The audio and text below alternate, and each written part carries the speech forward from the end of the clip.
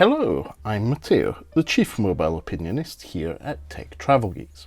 And in this video, we're going to do a side-by-side comparison between the Google Pixel 9a, released in 2025, and the Google Pixel 10a, released in 2026. Now, there's been a lot of people talking on the internet, whether in video form or written form, or in whatever short portrait video platform you like, about the fact that some see the Google Pixel 10a about not being much of an upgrade, and the fact that it's, on paper, pretty much the same phone. Now, I have both devices, and at this point I've been using both for well over a month, and have thoughts on this. So throughout this side-by-side comparison, where we'll be comparing the specifications and showing you on video how they size up to each other, I'll let you know my thoughts. Right, let's get started. Obviously, the Google Pixel 9a is the one on the left here, in its lovely lavender or iris color, whatever the name they gave it to it was. And on the right, we have the Google Pixel 10a, which was released in 2026 and comes in this nice bright berry color. So they are very, very similar. Same industrial design, pretty much same design language, but there are some key differences. So the Google Pixel 9a does have thicker bezels on its screen. So when you look at the phone, there is a little bit of a thicker bezel. They have slimmed down the phone in terms of the width and the height of the screen. What they've also done is made the Google Pixel 10a just marginally thicker, so that there is no camera bump whatsoever. The camera is totally flush with the back of the phone. And on the back of the Google Pixel 10a, we have a nice, unshatterable in my view, piece of plastic or polycarbonate, call it as you wish. And the same is on the back of the Google Pixel 9a, but there is a really tiny camera bump. You can just see that bump, that raised little camera module that the Google Pixel 10a doesn't have. And I actually prefer the Google Pixel 10a industrial design. That camera module doesn't stick out. It's less likely to get damaged if you use the device without a case. But as usual, I do make sure I use cases on my phone. If you're a regular on the Tech Travel Geeks YouTube channel, you know that we've reviewed cases for both devices. And so go and check those out if you haven't already. So there are some slight differences in size, and it makes pretty much no difference in terms of feel in the hand. But what you're not seeing here is the complete internal redesign. So the interesting thing is, that's where you see, for example, the SIM tray tool is on the bottom of the device. So that's a significant difference between the two, is that the SIM tray is here, therefore there's components on the inside that have been moved around. Whereas if you look at the bottom of the Google Pixel 10a, the industrial design has been refined. You have a nice symmetric USB-C and speaker and microphone grates on the device. Unlike the Google Pixel 9a, this is a much more refined industrial design. And also on the left-hand side, when you're looking at the screen, on the left-hand side, you'll see that the SIM tray has been moved pretty much to the other side of the device. It's at the top and on the left-hand side. So that means that the components on the inside have been significantly changed. That's a big difference in the device. Now, in terms of the actual displays, they are very similar. The Google Pixel 9a has essentially a 6.3 inch display, so that's diagonally 6.3 inches, and the resolution in this case is 1080 wide and 2424 pixels high. It's the same specification on the Google Pixel 10a. Now, there is though a slight difference in the screen, in that the Google Pixel 10a is capable of delivering a higher peak brightness. So yes, on paper they look very, very similar, but this is more legible in sunlight in my experience, on the few days we do actually have direct sunlight in Scotland. We've just had essentially almost a fortnight of really good weather, and the Pixel 10a was more usable in my view in those conditions. Now, the Google Pixel 10a, as I said, is just slightly thicker. There has been no significant or on paper change to the battery between the two devices. Both devices have 5,100 milliamp hour batteries. But what Google has done, which I think is a really good thing, is change the way they charge. So obviously both charge via USB Type-C at the bottom, and both also do support wireless charging.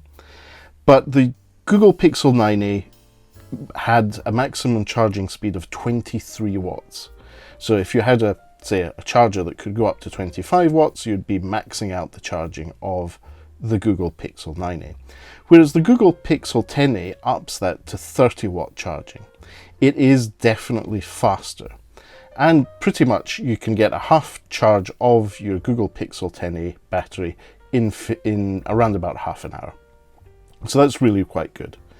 As I said, both devices support wireless charging. The Google Pixel 9a did 7.5 watt wireless charging, whereas on the Google Pixel 10a that speed and power transfer has been increased. It's 10 watts. Sadly, both devices don't have Qi 2 magnets. They don't have Pixel Snap. You need to go for the full-size Pixel or Pixel Pro or Pixel Pro XL to get those features. But they do have wireless charging, and if you get a compatible case, you'll be able to make use of all those magnetic features that accessories and chargers have. So not a big loss in my view, and definitely something that keeps the price down. I'm happy with that. But the Google Pixel 10a does make significant improvements in the speed of charging and in both wired and wireless mode. Now, one thing which I found really interesting, obviously I don't have the equipment or the patience to do in-depth battery tests, but one thing I will say is if you go to gsmarena.com, you'll see that even though the system on a chip and most of the components look the same on paper, there is a higher endurance rating for the Google Pixel 10a. And that might not just be the hardware, it might also be a combination of the improved Android operating system and the Google experience there. So that's one thing I think worth remembering. These are on paper very, very similar, but in practice those changes are there and they do make a difference. And the same can be said for the camera. On paper, they look pretty much the same. So on the back you have 48 megapixel main cameras. They're f/1.7, 25mm wide angle lens cameras, and they both have optical image stabilization and phase detection autofocus, so really good both in day pictures and in night mode. And the secondary ultra-wide cameras are 13 megapixel lens. I've had no issues whatsoever with them. I think they're really, really good point-and-shoot cameras, low effort, good output of pictures, and both cameras can also record 4K at 30 or 60 frames per second. This is most likely down to the fact they're running on the same Google Tensor G4 chipset. That 4nm chipset made by Google is very good in my view. It works, it does the job, and delivers great performance with good balance in terms of battery life and performance. So I've been very, very happy with that. Now, both the Google Pixel 9a and the 10a have cutouts for the cameras in the display. Now, apologies, it's getting late. My Google Pixel 10a has gone into nighttime mode. I'll switch color back on. That way you can see the cutouts for those selfie cameras. So they're at the top of the screen here in the middle, and both of them are 13 megapixel selfie cameras. They are both ultra wide ones, and both are capable of recording 4K video, no issues with that in my view. So good cameras, on paper pretty much the same. I've not really noticed a great difference between the two, unlike battery life and, most importantly, speed of charging. In terms of software, both devices at launch were promised with up to 7 major Android upgrades. So that's essentially 7 years of updates in terms of both features and improvements to the phones. With that Google chip, or system on a chip, with Google software, 7 years of support is really good. I would be surprised if many people can actually make their devices, if they're their main phones and they use them on a daily basis, to make them last that long. But I would say great to hear that from Google. With the Google Pixel 10a on the right here in the berry color, that means that you'll be supported well into 2033. Yes, that's right. We're talking about the mid-2030s by then. Sorry, not 2033, 2033. So yeah, that's where we are in terms of software and in terms of the chipset. They're the same system on a chip, but you get an extra year of support if you want to make your device last longer. Now, as usual with Google Pixels, no space for Courage ports. That's 3.5mm audio jacks. Everything has to go through USB-C or Bluetooth. And that's one bit that people often don't mention in the difference between the two devices. The Google Pixel 9a has Bluetooth 5, specifically Bluetooth 5.2 LE, whereas the Google Pixel 10a takes that up to Bluetooth 6. So when people say that they're the same phone, they're not. That difference in Bluetooth standard, if you have compatible accessories, laptops, actually makes a difference in terms of the amount of power you use, the amount of reliability in the connection, and sometimes it could also be the quality of, or the lack of latency between communicating between devices. So another space to bear in mind, the Google Pixel 10a is a better deal. Now obviously it depends on how important that is to you. In this day and age, the price of the Google Pixel 9a around about £300 if you look on Amazon. I'll link in the description with an affiliate link there. That's a pretty decent deal in my view. Whereas the Google Pixel 10a is still closer to the £500 price point on Amazon or from Google's own store. So it might actually make a difference to you where you want to spend your money, especially given that both devices have those 7 years of support, 6 years now on the 9a, which means that you'll still get software updates for quite a while. So my view is that there's a lot of song and dance being made about the fact that the Google Pixel 9a and the Google Pixel 10a are very similar on paper. But when you actually look into it, when you live with both devices for an extended period of time, you realize that the Google Pixel 10a is an incremental update that actually does improve on the overall experience. I'm very happy with the Google Pixel 10a and do not regret my purchase in any way.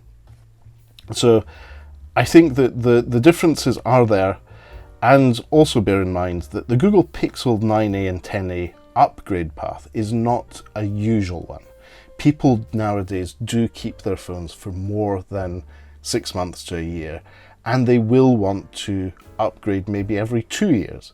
So if you check out the Tech Travel Geeks YouTube channel, we have a side-by-side comparison between the Google Pixel 9a and the 8a, which was a significant jump, both in terms of industrial design, performance, and specifications.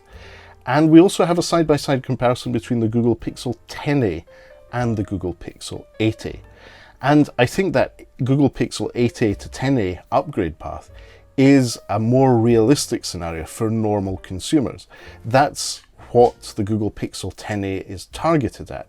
The people who may have dropped their Pixel 8a and smashed it and decided that it's not worth repairing it when the price of maybe Google Pixel 10a isn't that much more, especially if they're on a contract with their mobile provider. So bear that in mind. Obviously for the geeks or the people who are very easy to jump on a spec sheet and make a direct comparison and declare the Google Pixel 10a pointless.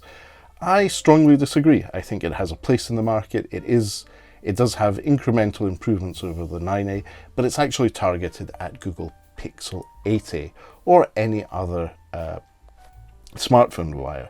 I wouldn't be surprised to see that from market data, there are users who are switching from iPhones, slightly older iPhones, to the Google Pixel 10a because it's much more affordable, and they might have tried out Gemini or been using Google services, and in Google they trust, just like us here at the Tech Travel Geeks. Anyway, I've been rambling on for about 15 minutes about the Google Pixel 9a and the Google Pixel 10a. If you have any questions, if you would like to shout at me because I haven't done any benchmarking on the two, I'm happy to have a verbal diatribe with you over the fact that benchmarks, software benchmarks specifically on mobile at this point are pointless, and there's no point in making that comparison. I'm just joking. It's all good natured on the Tech Travel Geeks YouTube channel, especially in our comment section.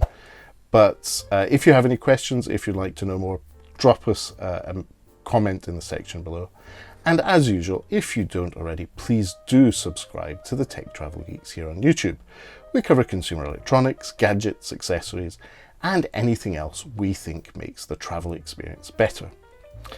But for now, if you made it this far into this video, thanks for watching and goodbye from me.